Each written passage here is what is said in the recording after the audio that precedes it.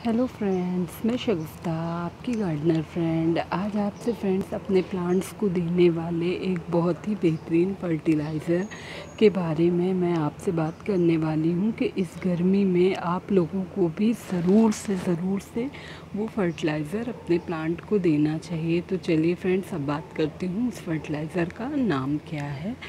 तो फ्रेंड्स, ये देखिए वो फर्टिलाइज़र है, ये पोटाश है ना।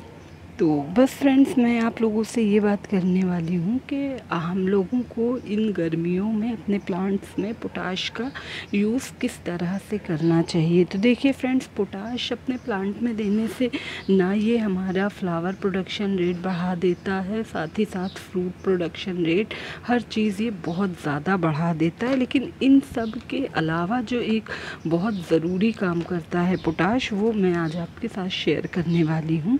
देखिए फ्रेंड्स, पोटाश जो है वो हमारे प्लांट्स में फोटोसिंथेसिस की जो प्रक्रिया जो कि प्लांट्स सूरज की रोशनी से अपना खाना बनाते हैं, तो अगर आप अपने प्लांट पे पोटाश का यूज़ करते हैं तो वो बढ़ा देता है। और पोटाश देने से फ्रेंड्स हमारे प्लांट की ग्रीनरी जो होती है ये उसको भी बढ़ाता है। इसलिए हमको चाहिए कि स्पेशली गर्मियों में अपने प्लांट्स में हम लोग पोटाश ज़रूर से देना चाहिए, क्योंकि तेज़ धूप में रखे रहने से अक्सर आप लोगों ने गौर किया होगा कि हमारा जो प्लांट है वो अचानक से अपनी पत्तियां उसकी मुरझाने लगती हैं और धीरे धीरे करके वो अपनी समटाइम्स वो अपनी ग्रीन लीफ को भी मुरझा के झाड़ देता है।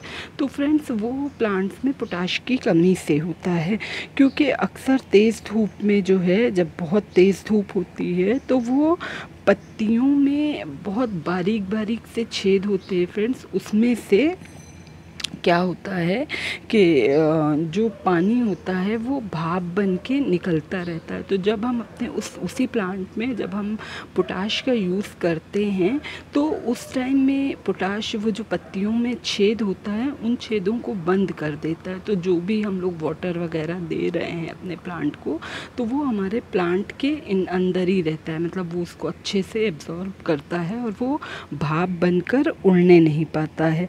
पोटाश यूज़ करने से फ्रेंड्स हमारे प्लांट की लीफ बहुत अच्छी होती हैं, क्योंकि उसमें पोटेशियम बहुत ज़्यादा क्वांटिटी में होता है। तो इसलिए हमें पोटाश अपने प्लांट में देने से हमारा प्लांट जो मुरझाता है वो उससे बच जाता है। इसको देने से फ्रेंड्स हमारे प्लांट की ग्रोथ जो है वो भी बहुत तेज़ हो जाती है। और क्या नाम है, अगर हम अपने प्लांट्स में मतलब आप मत दीजिए, ज़्यादा क्वांटिटी में मत दीजिए, बट वंस अ मंथ तो आप दे ही सकते हैं ना। तो इसको देने से फ्रेंड्स हमारे प्लांट में क्या बोलते हैं, जैसे कि जो हमारा फ्रूट्स है या फिर जो फ्लावर्स हैं वो ज़्यादा क्वांटिटी में आने लगते हैं। और मतलब एक बार आते हैं तो बराबर आते ही जाते हैं। बहुत से लोग होते हैं फ्रेंड्स, वो पोटाश की जगह NPK का भी यूज़ करते हैं, क्योंकि उसमें भी नाइट्रोजन, फॉस्फोरस और पोटेशियम होता है। तो उसमें भी पोटेशियम पाया जाता है, इसलिए लोग उनका भी यूज़ कर लेते हैं। तो लेकिन मैं तो आपको सजेस्ट करूँगी कि एटलीस्ट आपको पोटाश वंस अ मंथ अपने प्लांट में ज़रूर देना चाहिए। और फ्रेंड्स, ये कोई बहुत महंगा फर्टिलाइज़र भी नहीं है कि इंसान इसको ईज़िली नहीं ले सकता। बहुत सस्ता सा फर्टिलाइज़र है, 30 से 40 रुपए किलो में आपको आपके पास की किसी भी नर्सरी में या फिर आपको जहाँ बीजों का सामान मिलता है वहाँ ये ईज़िली अवेलेबल हो जाएगा। और ये केमिकल फर्टिलाइज़र है और इसकी पहचान ये है फ्रेंड्स कि ये रेड का, ये वाइट में भी आता है, बट ये जो रेड है तो ये एकदम बारीक सा पाउडर नहीं होता है। इसको जब आप हाथ पे लेके यूज़ करेंगे तो एक दरदरा सा, मतलब जैसे भुरभुरा टाइप में ये उस तरह में रहेगा। तो आपको, अगर आप ले रहे हैं तो आप कैसे पहचानेंगे कि अगर आप हाथ में लेके ऐसे ऐसे रब करेंगे उसको तो वो एकदम चिकना नहीं होगा बल्कि भुरभुरा टाइप में होगा। तो ये एक इसकी पहचान है। अब हम लोग बात कर लेते हैं फ्रेंड्स कि पोटाश देते समय हमें किन किन सावधानियों को अपनाना चाहिए। सबसे पहले तो फ्रेंड्स हमें अपने गमले की गुड़ाई करके हल्की सी, और ये ऑलवेज़ आप इसको शाम के टाइम में यूज़ करिए तो ज़्यादा बेहतर होता है। सबसे पहला हम लोग करेंगे कि अपने गमले की गुड़ाई कर लेंगे और उसके बाद उसकी मिट्टी को हल्का सा मॉइस्ट कर देंगे, मतलब थोड़ा सा हल्की वाटरिंग कर देंगे पहले। फिर उसके बाद जब आप इसको दे रहे हैं तो बिना मिट्टी गीली किए बिना इसको अप्लाई मत करिए।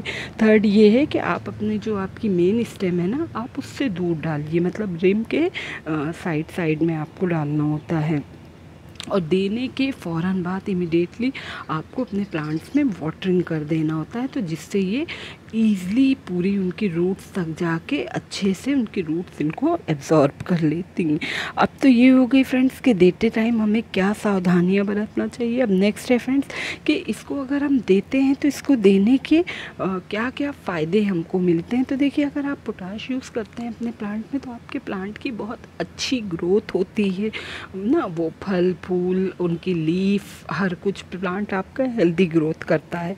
उसमें जो है जो मैंने अभी आपको बताया कि पत्तियां मुरझाने लगती हैं धूप के वजह से, तो वो बहुत हद तक मतलब ये नहीं बोल सकता कि पूरा टोटल बंद हो जाए क्योंकि धूप बहुत ज़्यादा है, लेकिन बहुत हद तक आपकी पत्तियों का मुरझाना कम हो जाता है। अब ये तो हो गए फ्रेंड्स इनके फ़ायदे, लेकिन जहाँ किसी चीज़ के कुछ फ़ायदे होते हैं वहाँ साथ के साथ उनके कुछ नुकसान भी होते हैं कि अगर आपने उन चीज़ों को वैसे फॉलो ना किया तो उसका कुछ नुकसान भी होता है।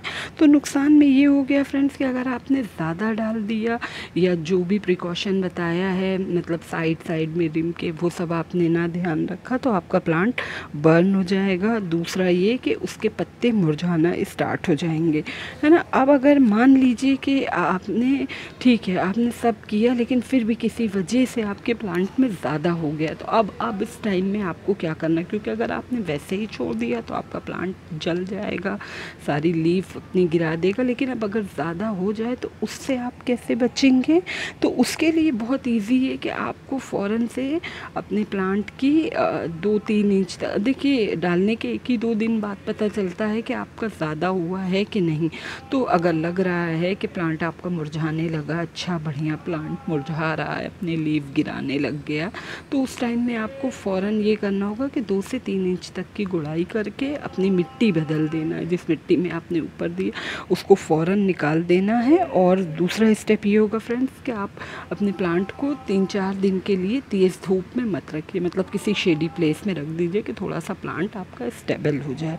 और अगर आप बात करते हैं फ्रेंड्स कि ये पोटाश जो ये केमिकल है, तो इसका ऑर्गेनिक में दूसरा सब्स्टिट्यूशन क्या है कि इसके जगह आप और क्या यूज़ कर सकते हैं। तो देखिए फ्रेंड्स, इसके जगह आप बनाना पील फर्टिलाइज़र यूज़ कर सकते हैं, वो भी पोटेशियम का बहुत रिच सोर्स होता है।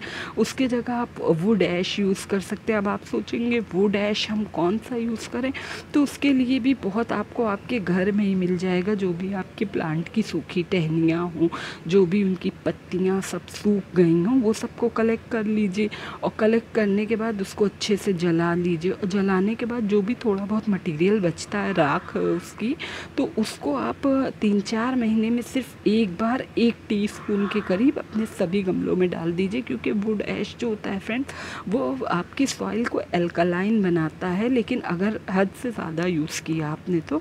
लेकिन अगर आप 3-4 महीने में सिर्फ 1 चम्मच यूज़ करेंगे तो वो आपके प्लांट की जो मिट्टी का एक बैलेंस होता है एसिटिक वाला और एल्कलाइन के बीच का, उसको भी अच्छे से मेंटेन करेगा। प्लांट्स में आपकी जो पोटेशियम की कमी है उसको भी दूर करेगा, वही सब काम करेगा जो ये आपका ये पोटाश करता है। और थर्ड हो गया फ्रेंड्स, आप अनियन पील फर्टिलाइज़र दे सकते हैं, क्योंकि उसमें भी बहुत सारे माइक्रोन्यूट्रिएंट और पोटेशियम उसमें भी होता है। तो अगर आपको ये वीडियो अच्छी लगे तो प्लीज़ आप लोग मेरे चैनल को सब्सक्राइब करिएगा और मेरी इस वीडियो को लाइक एंड शेयर करिएगा। Okay friends, bye.